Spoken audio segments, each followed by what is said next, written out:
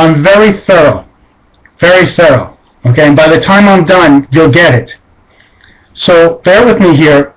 So let us, in order to understand what Paul is talking about in Romans, we have to go back to Genesis chapter 3. We have to go back to the fall in the garden, because that's when the curse of the law came.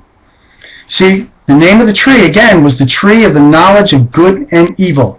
And when they ate of that fruit, they realized they were naked. And indeed they said to God, we hid from you because we were naked. And God said, who told you you were naked? Did you eat of the fruit? Well, the woman you gave me. Right? And the woman said, well, the serpent tricked me. And then, cursed are you, O man.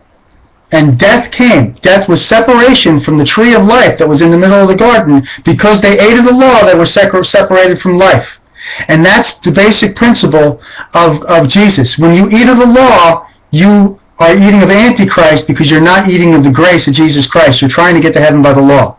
You're separating yourself from the garden or from paradise by eating of the law. This is what these Jews do. Okay?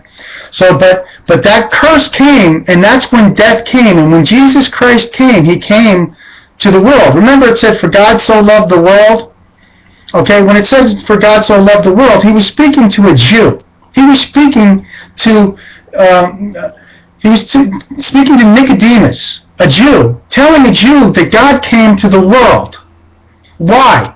Because the whole world had sinned and fell short of the glory of God. This is Romans chapter 3. All have sinned and fall short of the glory of God. Verse 1:18, for the wrath of God is revealed from heaven against all ungodliness and unrighteousness. You see, Paul was not talking about the Torah here. He was talking about the law that all men were put under, the curse. And the curse was broken by Jesus Christ. It was bigger than the Jews.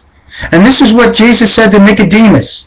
Now, these Jews for Jesus keep wanting you to be under Nicodemus, who doesn't want to see that Jesus came for the whole world.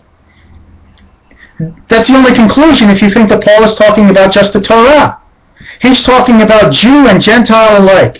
And as you read Romans chapters 1, 2, and 3 and start to read through the context of this beautiful book, and read it over and over again, it starts to crystallize to you that all have sinned apart from the law and with the law, because God's wrath is against all unrighteousness, and the curse was broken to everybody for everybody who believes in Jesus Christ, Jew or Gentile. It has broken that law, the law of the Torah, the law of Adam and Eve. For God satisfied that righteous requirement of the Torah and the righteous requirement of the conscience of man through the knowledge of good and evil that Adam ate in the garden. All sin and all law was broken by the power of the cross. And this is what Paul was talking about. And it can't be anything else. And as you start looking at it and looking at it and looking at it, you're going to see how silly this argument that Paul under Gamaliel, he was a great Pharisee. Yeah, he was. And you know what also he said? He says, I say that all the works of the law and all my works are rubbish apart from Christ. That doesn't mean he's unrighteous. But what that means is that we are no longer under the law.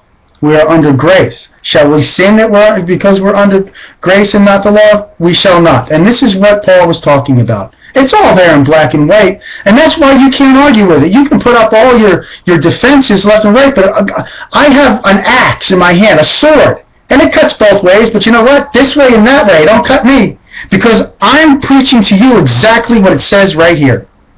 Thank you, and may God bless you, by the way.